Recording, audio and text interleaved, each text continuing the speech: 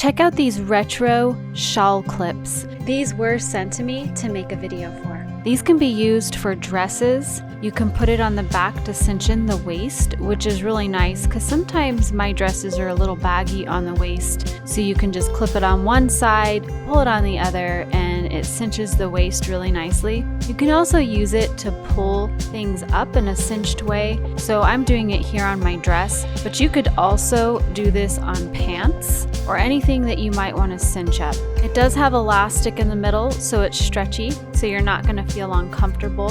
And you can also use this for a shawl. So if you wanted to hold your shawl together in a really nice way. It comes with 5 different designs, which is cute because you can decide on which design you'd like to wear with your dress or your pants or your shawl. And these are really cute. I love that they're retro because I remember having stuff like this when I was younger. I love retro things. I really love having it in case my dress is a little baggy around the waist. And I also think it's super cute to pull things up on the side. So definitely check out these retro shawl clips.